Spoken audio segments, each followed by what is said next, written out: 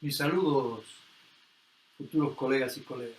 Yo soy el doctor Ricardo Vega y hoy vamos a desarrollar un tema que me ha pedido que desarrolle, que es cáncer gástrico.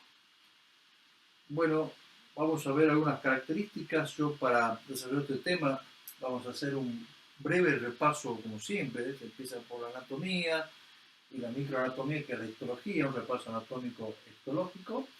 Y vamos a tocar también algunos aspectos de la moderna fisiología, el tubo gastrointestinal. Debo decirles que tenemos conocimiento de algunos aspectos absolutamente nuevos y desconocidos hasta hace un tiempo en lo que hace su fisiología, que se los quiero volcar, y luego ya entraremos en sí el tema haciendo un repaso, una reseña histórica. Tendremos rápidamente la epidemiología, las manifestaciones clínicas, cuáles son los factores que ponen en riesgo a una persona de padecer un cáncer gástrico, cómo se lo ha clasificado por las distintas sociedades o agrupaciones médicas estas tremendas lesiones como son los cánceres gástricos, qué herramientas disponen ustedes para llegar al diagnóstico de modo adecuado de esta tumoración en estos pacientes, cómo se lo estadifica, que no es poca cosa, porque la estadificación en definitiva a nosotros nos va a permitir saber el pronóstico de ese paciente, que seguramente la familia y el mismo querrán saberlo de algún modo, y cuáles son las opciones terapéuticas actualmente en estos pacientes. Empecemos ya, como dijimos, con una introducción anatómica e histológica. Bueno, nada, el estómago, fíjense ustedes que en realidad su anatomía tiene un techo, la cúpula, que es el fundus gástrico. Ese techo o fundus gástrico, luego le sigue el cuerpo gástrico y este sector importante que es el antro pilórico, el antro y el píloro o portero. Esto es el antro, esto es el cuerpo, allá tenemos el techo fundus, existe una curvatura menor y una curvatura mayor. Obviamente una cara anterior, una cara posterior y estos dos bordes que acabamos de mencionar. Tiene mucha trascendencia desde múltiples aspectos, y sobre todo quirúrgico, conocer la irrigación. Tenemos la coronaria estomáquica y la pilórica por un lado, y luego la gastroepiploica derecha e izquierda. Es anastomosa por inoculación. La literatura anglosajona le llama gástrica izquierda y gástrica derecha a la coronaria estomáquica y a la pilórica. Les menciono esto porque, bueno, se lee mucho literatura anglosajona actualmente. Vamos a ver luego la anatomía de los ganglios, que tiene mucha importancia. Siempre la parte oncológica ya de Halsted, para aquí sabemos el concepto de los ganglios, qué importantes que son. Digamos que los ganglios perigástricos, por así llamarlos, que están cerca del estómago, de la curva menor, la curva mayor, del cardias arriba y abajo, del píloro de arriba y abajo, son 6 grupos ganglionares. Esos 6 primeros grupos ganglionares que están alrededor de, como dijimos, cardias, curva menor y mayor y píloro, cuando yo los estirpo, esos 6 grupos ganglionares junto con el estómago, total o parcialmente el estómago, eso es una gastrectomía D1, voy anticipándome ya la última parte de la charla. Gastrectomía D1, cuando saco todos los ganglios que están alrededor del estómago.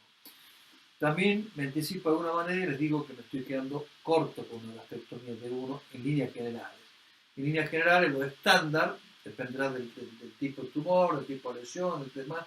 Pero en líneas generales, lo estándar es hacer una gastrectomía D2, donde yo estirpo algunos ganglios más, que son los ganglios que van alrededor de la esplénica, de la hepática y del tronco celíaco.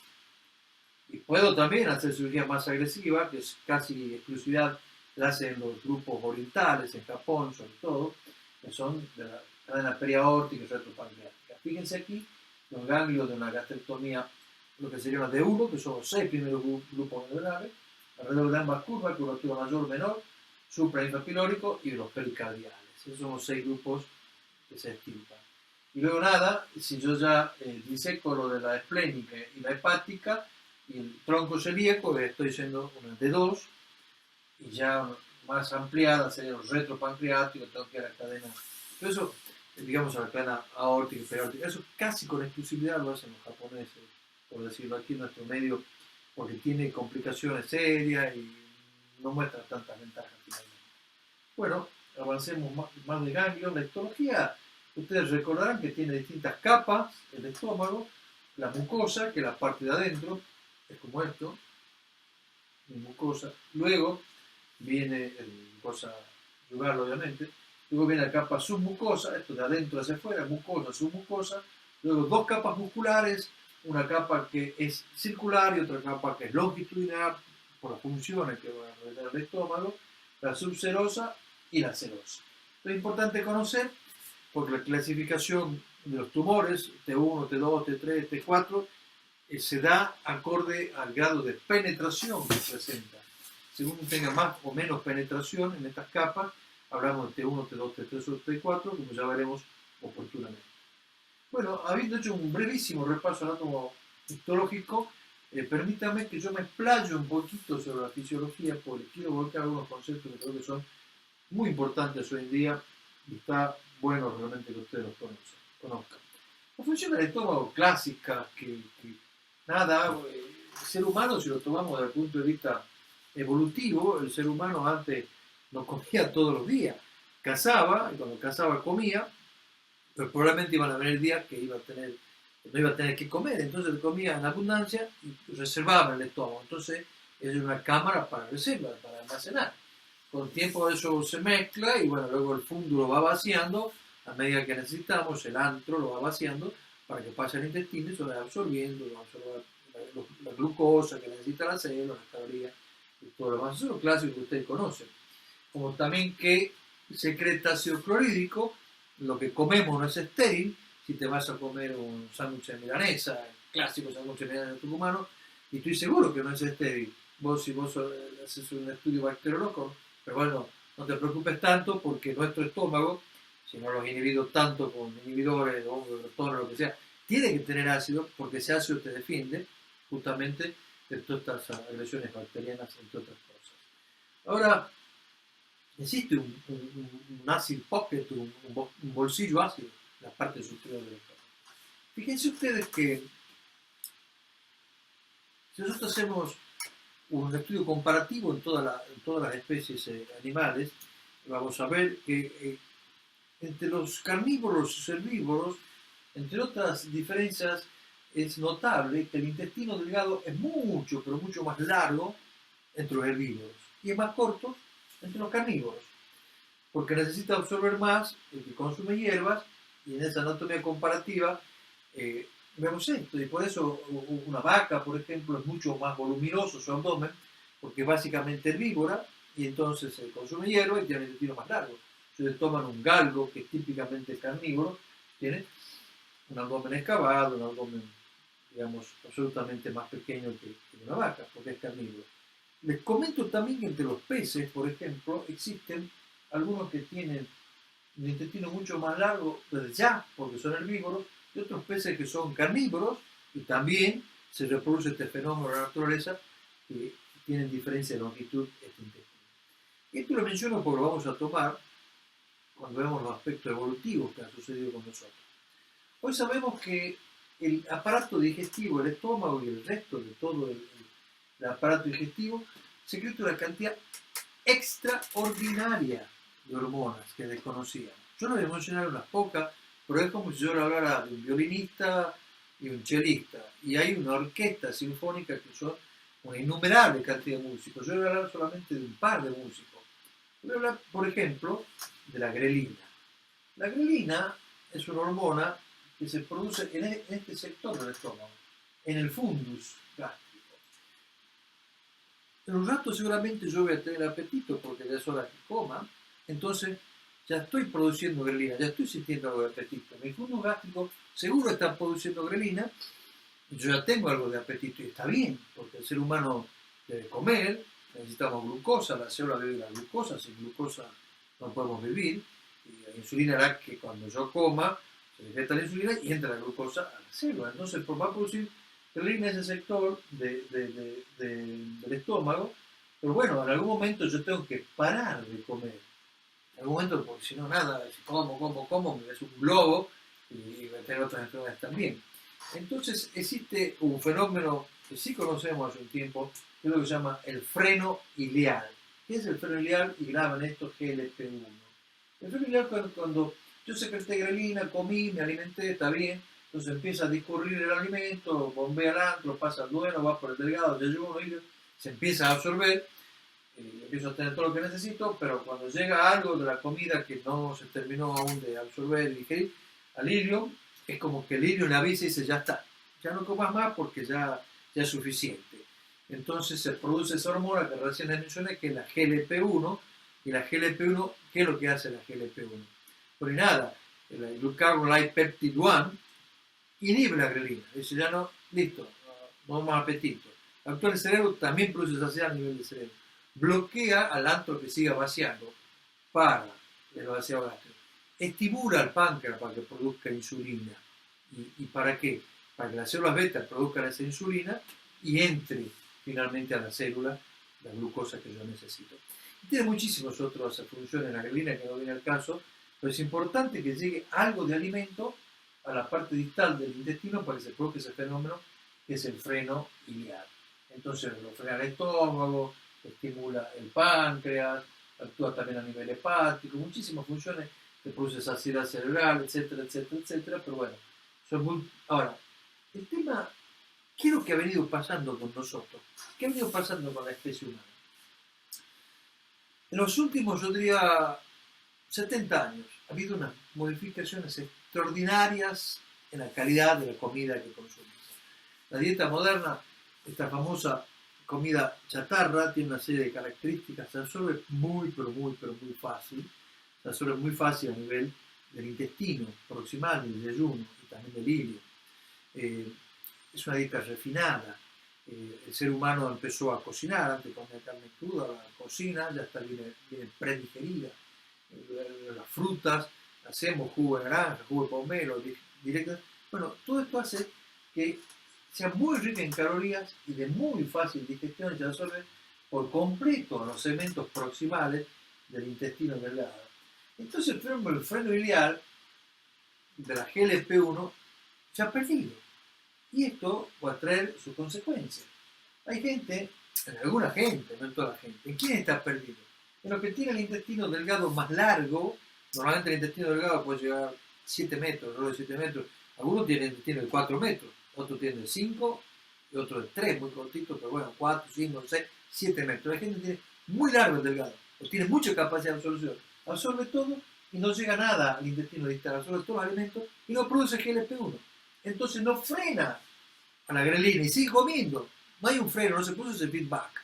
Y no estimula adecuadamente al páncreas para que produzca insulina. Y aparte también mantiene el tropismo de la célula beta, normalmente la GLP-1.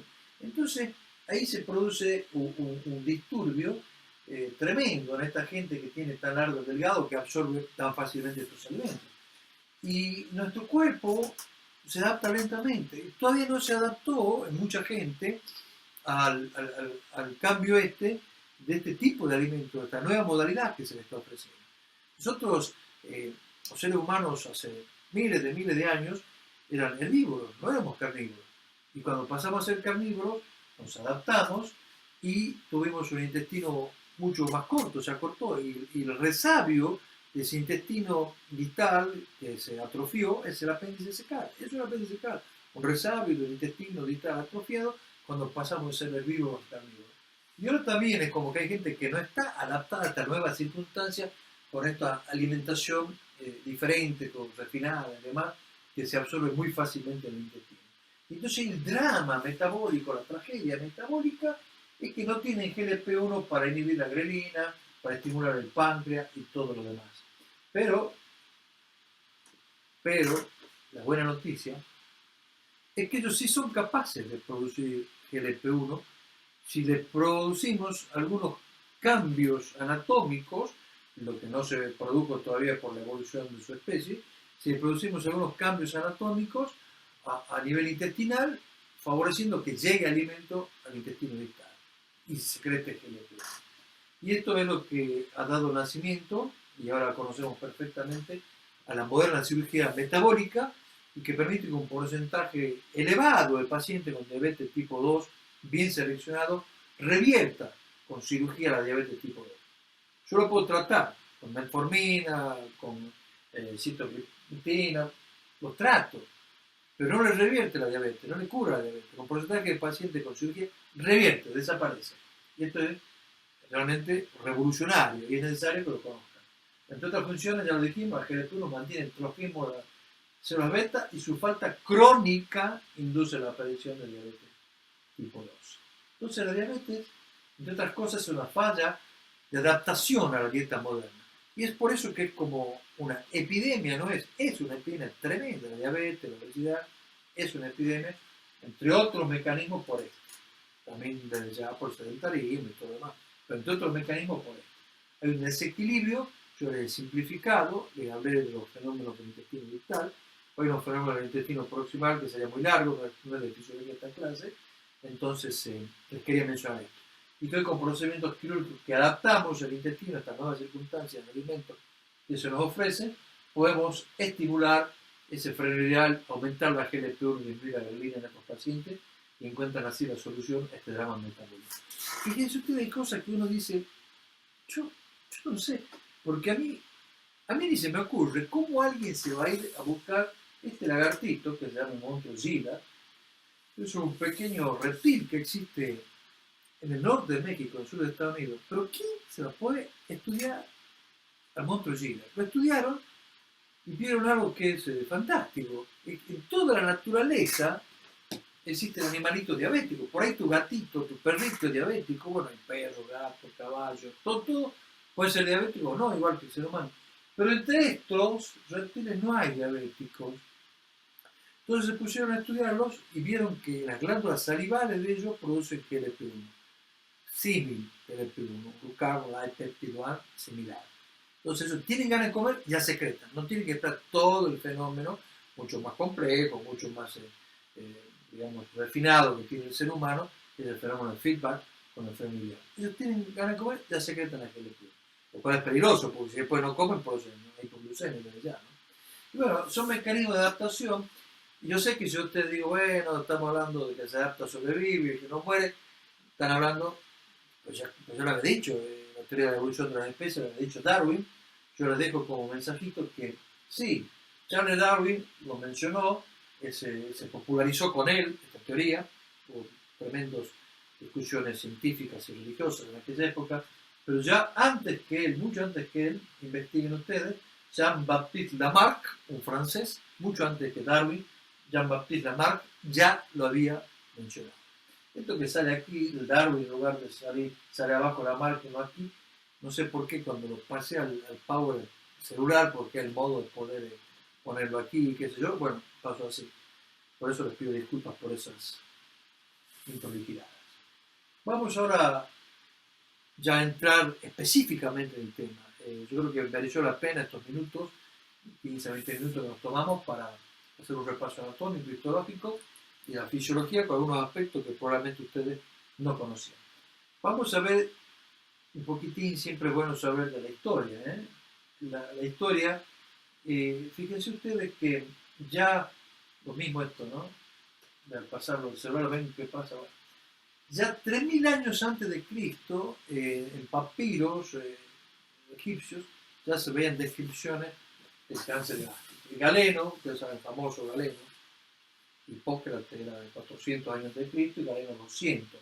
Hipócrates es el padre de la medicina.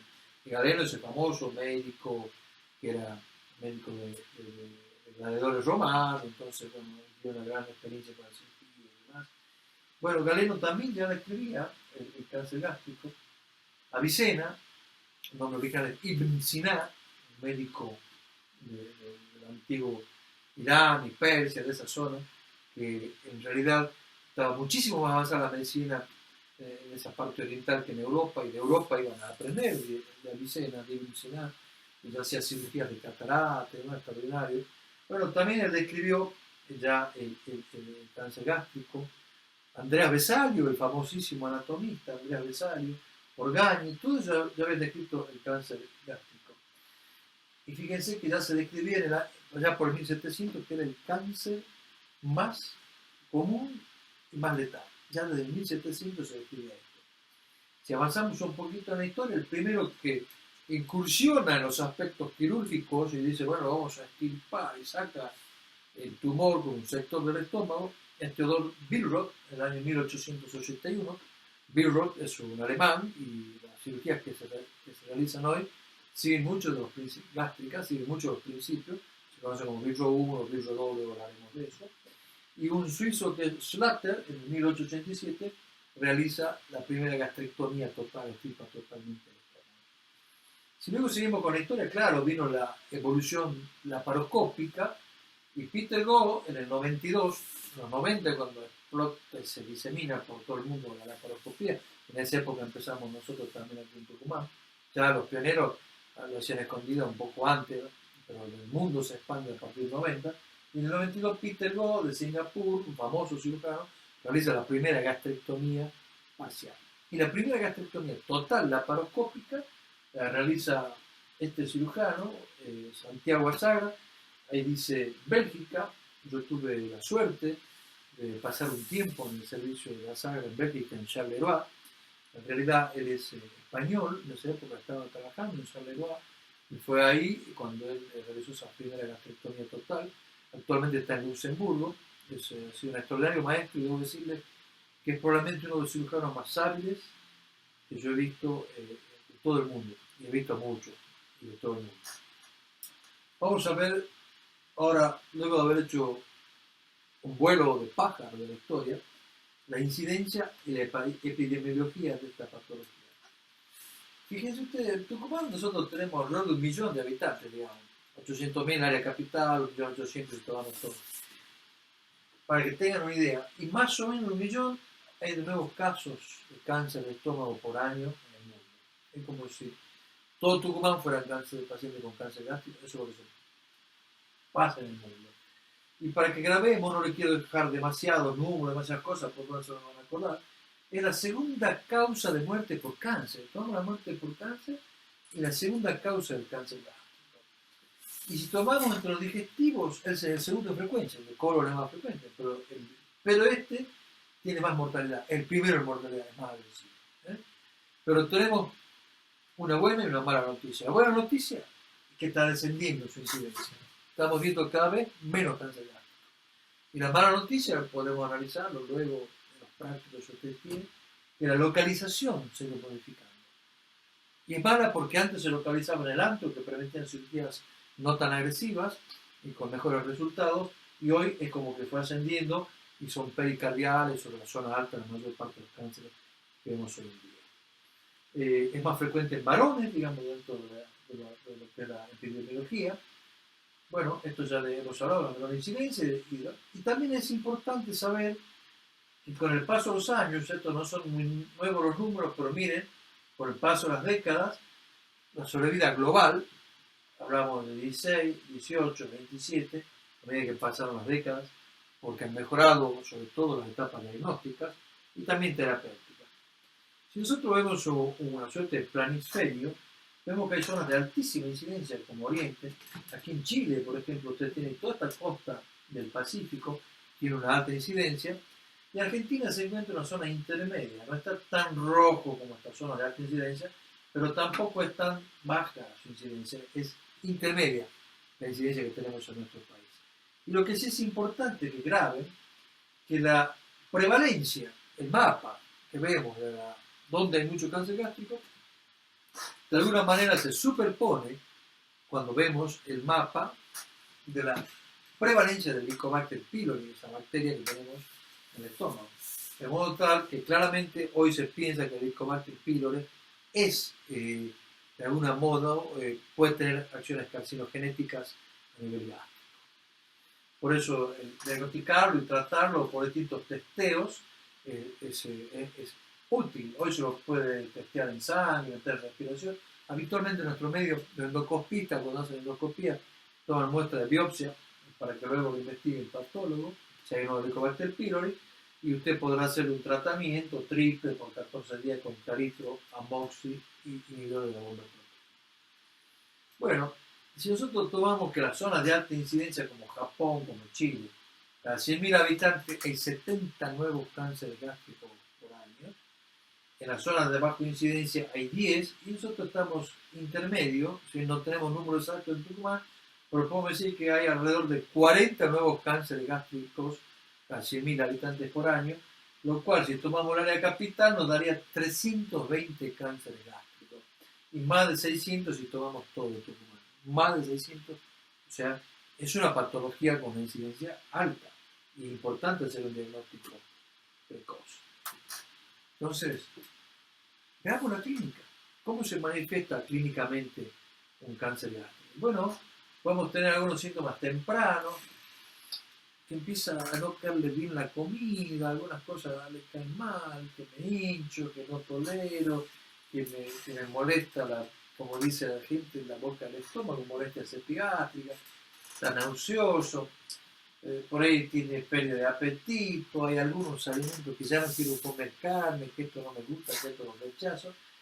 Yo le sintetizaría, porque nada de esto es específico, pero yo le sintetizaría que un síntoma precoz, un síntoma temprano, es cuando uno dice, el paciente se da cuenta que tiene estómago, toma conciencia, porque cuando uno está bien, no existe el estómago.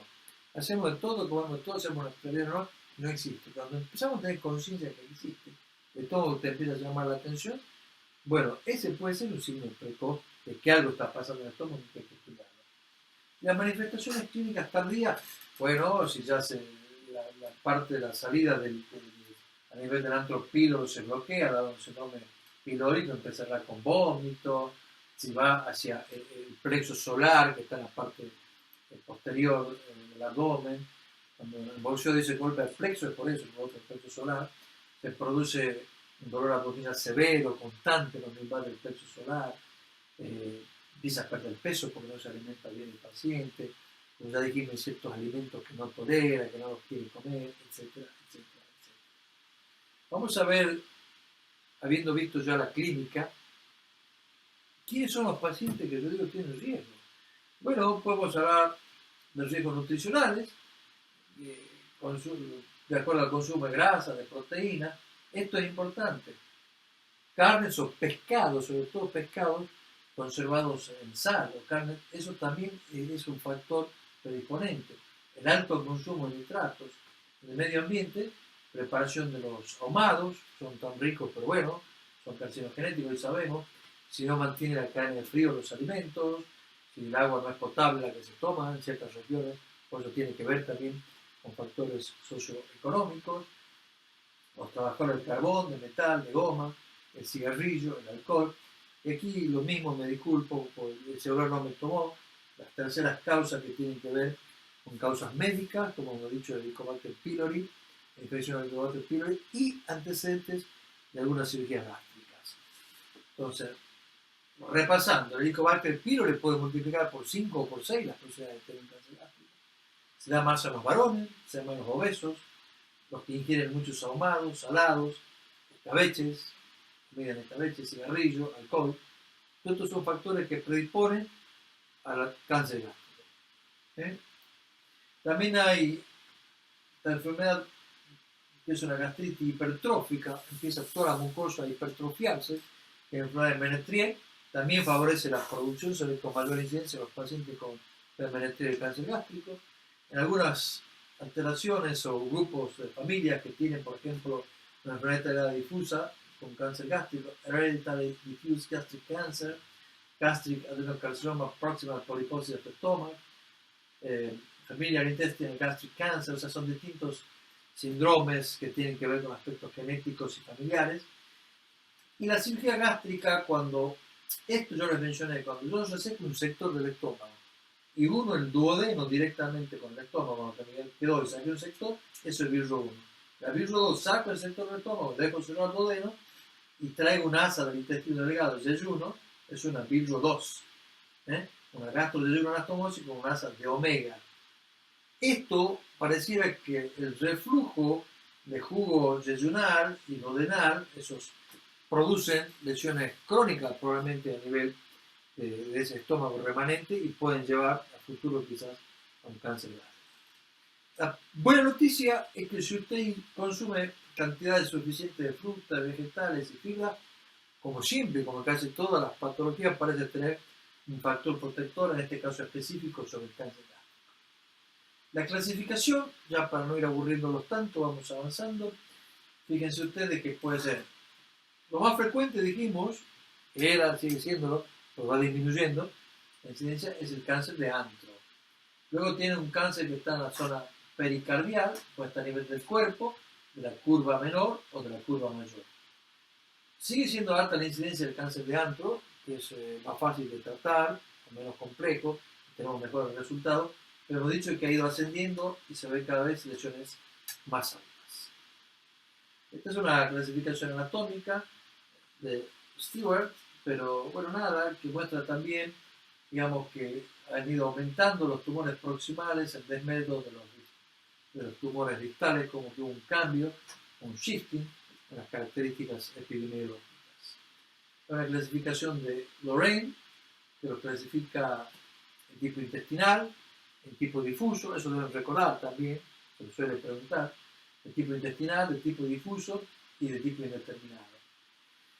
El tipo intestinal puede ser un adenocarcinoma mucinoso, un tubular o un papilar. Y el difuso, que es un poco menos frecuente, a veces presenta células, el anillo de sello, que le pone un índice de gravedad particular a esta patología. La Organización Mundial de la Salud en 90 y luego con algunas modificaciones más amplió e incluyó otros tipos de lesiones dentro del cáncer gástrico. Fíjense que desde ya del 2010 de una clasificación más detallada acorde a la patofisiología, lo divide en 3 subgrupos, menciona de los carcinomas en anillo de sello y de algunos otros tipos menos frecuentes. Esta es la clasificación, sería muy largo, yo se la exprese ahora y luego tampoco se van a acordar, pero les recomiendo que la lean con detalle. Intestinal, difuso y tipo indeterminado, y las subvariedades, miren la cantidad de subvariedades que menciona la Organización Mundial de la Salud. Luego vamos a ver en realidad, ya casi concluyendo la charla, nosotros englobamos cáncer de esófago, englobamos cáncer gástrico, pues son muchas patologías, no son las mismas patologías. Estamos englobando en cáncer gástrico, en estas circunstancias, y también hacemos eso en el esófago gástrico, y son muchas patologías diferentes. Hoy a través de la genética vamos aprendiendo y vamos sabiendo que un poco es así la situación. Bueno, hay también una clasificación de Borman, que de acuerdo al aspecto macroscópico, usted lo mira en forma macroscópica, lo mira en forma macroscópica, que es uno como un pólipo, como un honguito que sale hacia la luz, polipoide o como un hongo. El tipo 2 es una lesión ulcerosa, pero una úlcera, un agujero, pero los bordes elevados. El tipo 3, una úlcera que ya invade la pared, y el tipo 4 es infiltrativo. Aquí tenemos las imágenes de lo que yo les acabo de mencionar. Aquí tiene un tipo 1 que es como un honguito, polipoideo. Aquí tiene un tipo 2 que es ulceroso con los bordes elevados. Un tipo 3 ulceroso por infiltrativo de la pared, y tipo 4 que ya infiltra toda la pared directamente. Luego hay una clasificación de Borders clásica que de acuerdo al grado de diferenciación, cuando se mira al microscopio, entonces el patólogo te dice, no, es bien diferenciado, o sea, son parecidas a las células normales, son cancerosas, pero no son tan feas.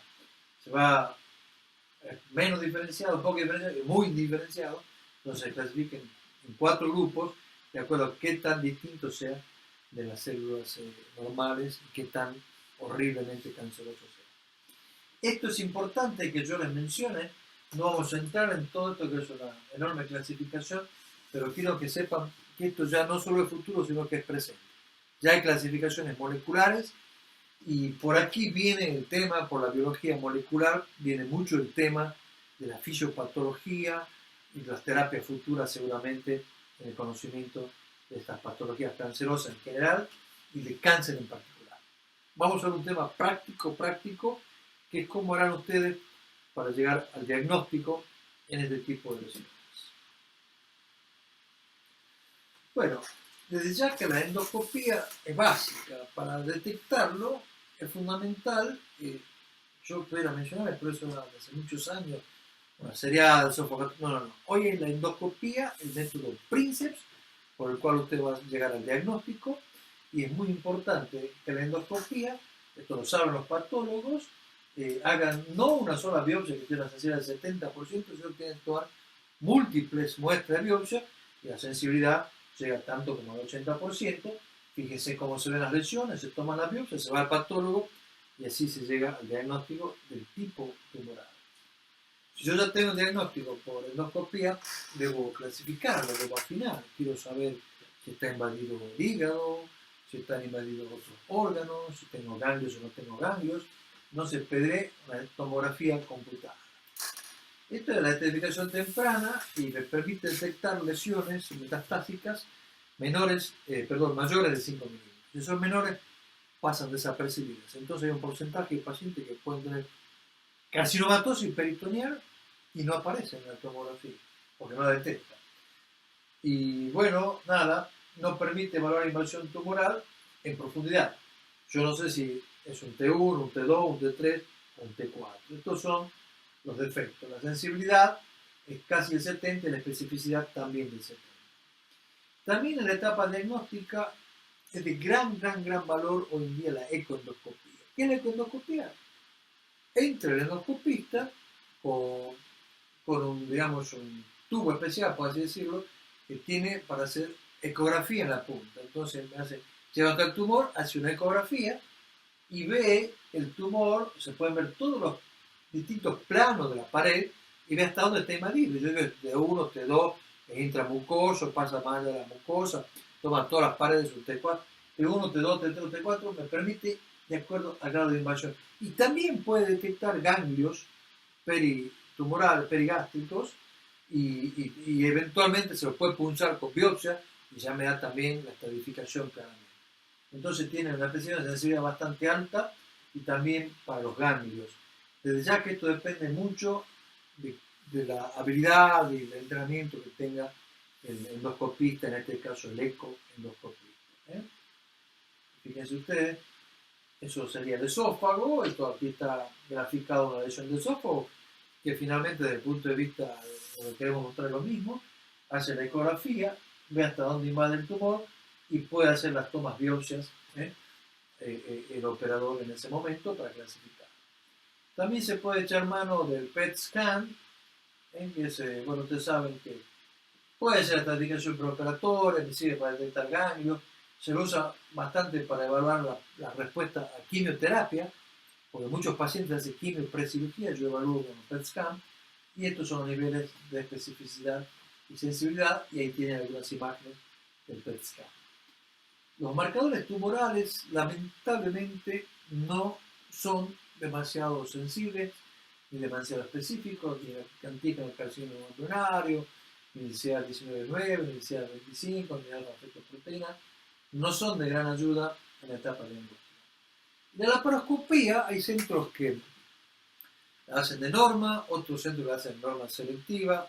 Nosotros, en general, el cáncer gástrico lo operamos por la laparoscopía, así que hacemos la laparoscopía, pero esto se está refiriendo a la etapa diagnóstica, porque uno, antes de ir a una cirugía mayor, aquellos grupos que hacen cirugía abierta, bueno, por ahí se cuenta que está tomado el hígado, que está con una carcinomatosis peritoneal, que tiene ganglios que no se ven detectados tomográficamente, y todo esto haría innecesario una cirugía mayor y una laparotomía, que un paciente que por ahí no le quedan demasiados meses de vida, le estoy quitando hasta que se recupere de eso mucho tiempo, no es justo, no está bueno.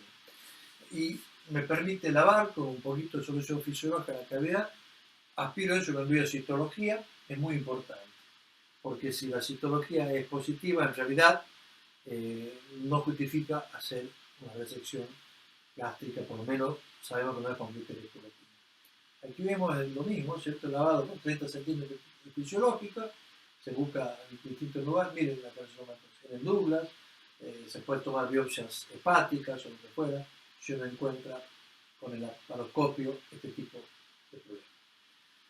Vamos ahora a la estadificación. La estadificación, hemos dicho el T. Yo tengo que evaluar el T. Yo tengo un T1 cuando el tumor está a nivel de la mucosa.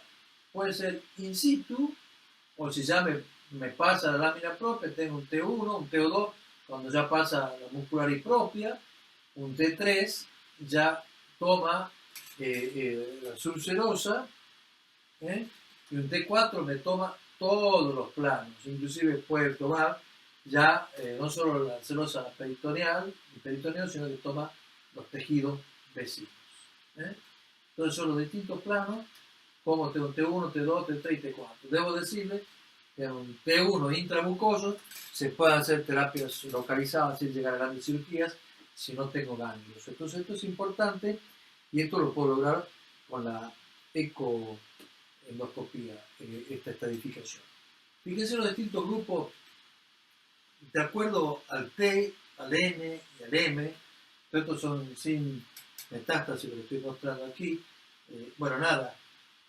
Si la sobrevida va de la mano, indudablemente, los pacientes que son detectados y tratados más precozmente, en el estadio 1A puede llegar al 80% de sobrevida, en el estadio 3B un 10% a los 5 años, y cuando tengo metástasis es muy poco, no llega a 5% a 5 años.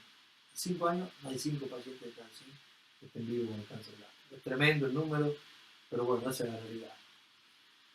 Cuando vamos a hablar del tratamiento, yo lo que les quiero graficar aquí es la sobrevida.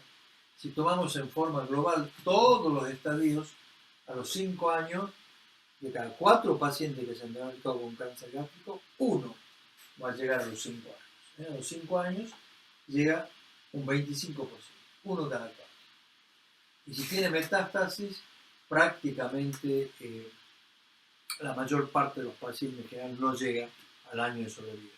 Por eso decía que es bueno hacer una laparoscopia diagnóstica, porque por ahí yo entro con la cirugía, con la laparotomía, le quedan meses de vida, y estoy quitando eso, la parte para aprovecharlo para viajar, disfrutar con su familia, etc. ¿Cómo lo manejo?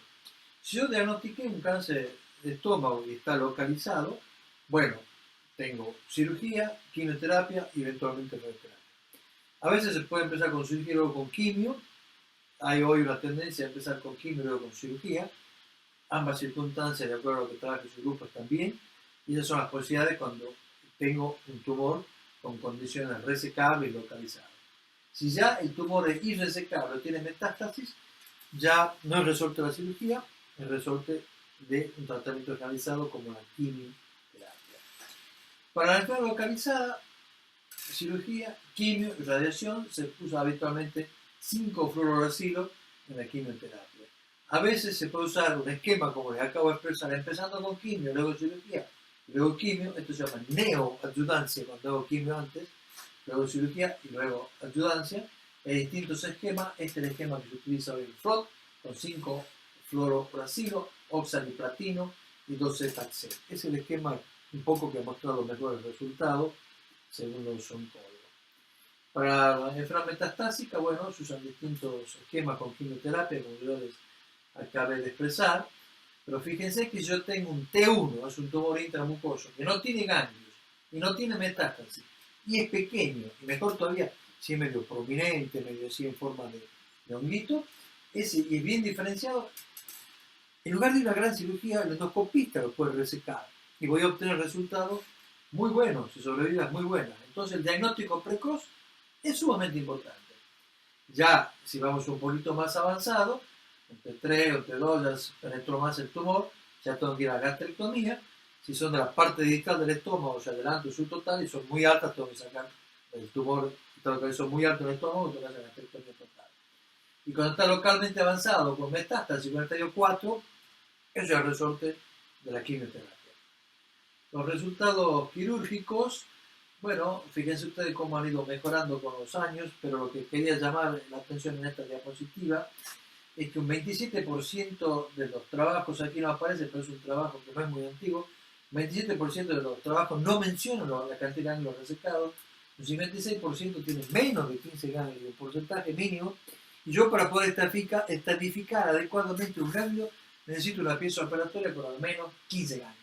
Entonces esto es también para ver que las estadísticas son relativas y por ahí los tratamientos no siempre son hechos del mejor lugar. En este algoritmo podemos ver que si yo tengo un paciente con diagnóstico de cáncer gástrico y es operable y es muy precoz, en estadio 1, intramucoso, no tiene ganglios ni metástasis, yo puedo hacer una resección endoscópica. Si es operable, yo puedo hacer quimio preoperatorio y luego cirugía, o cirugía y luego la ayudanza con quimioterapia. Cuando es inoperable y tiene metástasis, bueno, soporte vital nada más, le hago quimioterapia y algunos pacientes se pueden reevaluar y quizás pasen a ser pacientes de cirugía. y si no ya quimioterapia, y esto voy a mencionar luego, el HER2 negativo, el HER2 positivo, hay que considerar distintos tipos de medicación. Esto tiene que ver ya también con algunos aspectos relacionados con algunos aspectos relacionados con cuestiones de la digamos, genética. El tratamiento clásico es una gastrectomía subtotal cuando el tumor es distal. Dejo el caquete gástrico, que no es poca cosa, y de gran ayuda para el paciente. Los márgenes pueden ser de 5, 8 centímetros, según si es intestinal o difuso, eso me interesa. Pero yo saco este sector del estómago y lo puedo unir con el mismo duodeno, lo cual es raro si no abrirlo uno, o traigo, cierro el duodeno y traigo una asa intestinal de distintas maneras.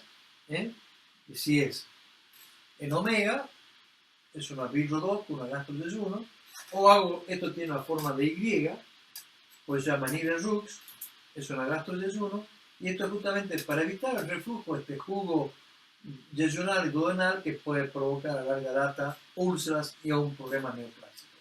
Esta es una asa seca, se secciona aquí, se la lleva aquí, se une hasta aquí, entonces una Nieder-Rux, y eso me permite evitar esa futura complicación.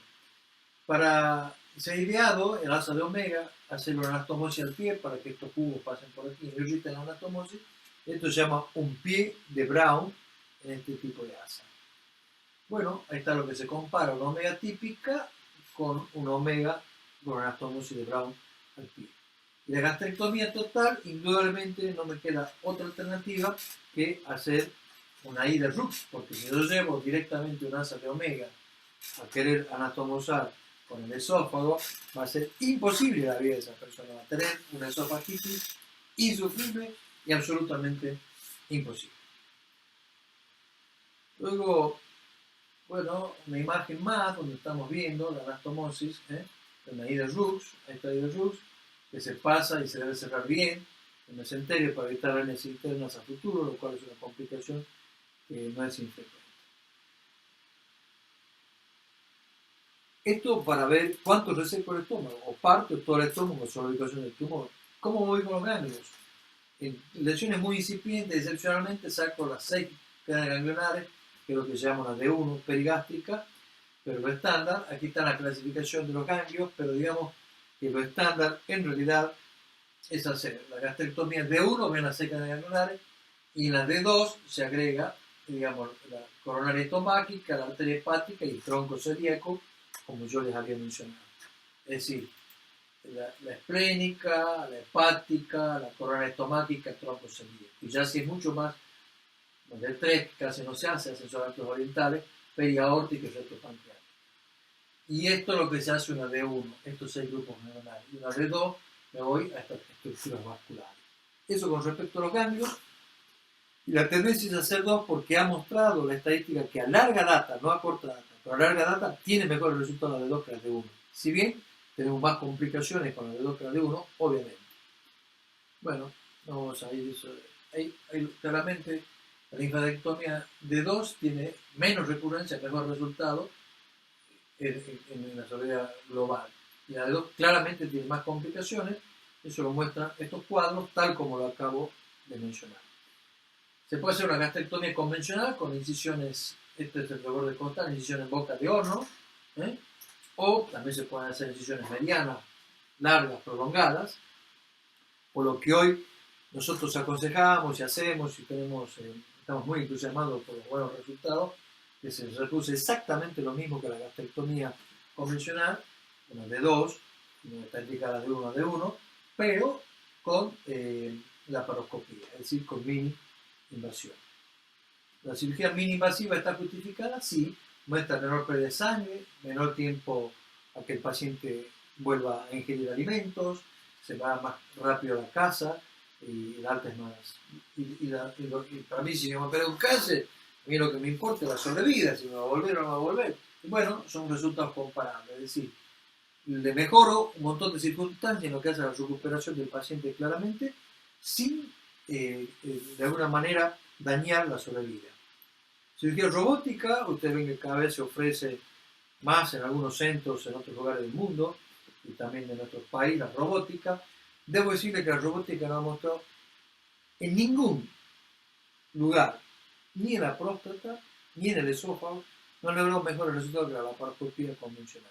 Es más fácil la próstata, sí, pero yo tengo la laparoscopía intencional, logro los mismos resultados. Y aquí, bueno, nada, es lo mismo, exactamente lo mismo. La cirugía robótica no ha mostrado, primero que los trabajos son retrospectivos, pero se están haciendo ahora algunos prospectivos randomizados. Tiene similar resultado a lo que hace en la parte oncológica, todavía un poquito mejor para la laparoscopia que para la robótica. El tiempo operatorio es más largo con la robótica, es muchísimo más costosa y por añadidura tiene el mismo tiempo operatorio en el hospital. Se están planeando algunos randomizados o controlados, pero claramente la robótica no ha mostrado que tenga ventajas sobre la laparoscopia. Sí la laparoscopia sobre la convencional, pero no la robótica sobre la laparoscopia. Bueno, veamos ahora la quimioterapia preoperatoria. Hay distintos estudios que muestran distintas combinaciones. Digamos que el nuevo gold standard es el FLOT, como ya lo había mencionado. Para hacerlo simple no avancemos mucho más. Y recordamos que el tratamiento depende mucho del diagnóstico precoz. Fíjense ustedes que de acuerdo al estadio, la sobrevida va a ser diferente, absolutamente diferente a la posibilidad de sobrevida del paciente. Para simplificarlo, puede ser que un 80% en un estadio muy precoz. Los clásicos que nosotros operamos oscilan, fíjense, y está aquí, yo diría que un 30, 20, que son, y bueno, cuando es metastásico, es muy pobre la sobrevida a los 5 años. Ya para ir cerrando esta charla, estamos en tiempo, digamos que la prevención primaria, evitar en la dieta ahumados, evitar escabeches, peces y carnes saladas, dieta con frutas secas y vegetales pueden disminuir el riesgo de cáncer de estómago. El sobrepeso y la obesidad aumentan el riesgo. También es aconsejable la actividad física que disminuye el riesgo, evitar desde ya el uso de tabaco y tratar las infecciones con el Helicobacter pylori. Las futuras direcciones, testeos para investigar mutaciones somáticas pueden ser útiles para guiar el tratamiento. Nuevas terapias dirigidas basadas en subtipos moleculares se utilizan para tratar la enfermedad metastásica. En los casos de HER2 positivo se usa trastuzumab y en el PDL1 positivo, que alrededor del 15% se da, se usa pembrolizumab. Este es en realidad el futuro de lo que está sucediendo en los aspectos de la oncología. Los mensajes para llevar a casa: la incidencia es variable según las regiones geográficas, es muy común en todo el mundo, desde ya, como lo hemos visto, tiene una altísima prevalencia. Los países desarrollados tienen menos incidencia y en los subdesarrollados más. Y un número intermedio en países como el nuestro en vías de desarrollo. Los factores de riesgo modificables, y sí, la dieta, como ya hemos mencionado, y tratar las infecciones por Helicobacter pylori. Ya lo había también expresado con anterioridad que los cánceres de esófago y de estómago, o esófago gástrico, si los englobamos, han mostrado ser muchas enfermedades. Si bien las englobamos históricamente, las seguimos englobando como una patología, pero son muchas enfermedades. Y cuando vayamos escudriñando, aprendiendo y pudiendo discernir cada vez más los distintos subtipos moleculares, vamos a ver que requieren tratamientos probablemente diferentes cada uno de ellos. Ya para ir cerrando esta clase, el gran Mahatma Gandhi de la India, que ustedes seguramente han leído, han conocido, han visto films y demás, tenía una frase fantástica que decía, y se aplica totalmente los tiempos que estamos ahora, y siempre. Mahatma Gandhi, que vivió hasta el año 48, era un político, era un pensador indio, decía: vive como si fueras a morir mañana, pero aprende como si fueras a vivir siempre. Estudia y aprende como si fueras a vivir siempre. Muchas gracias.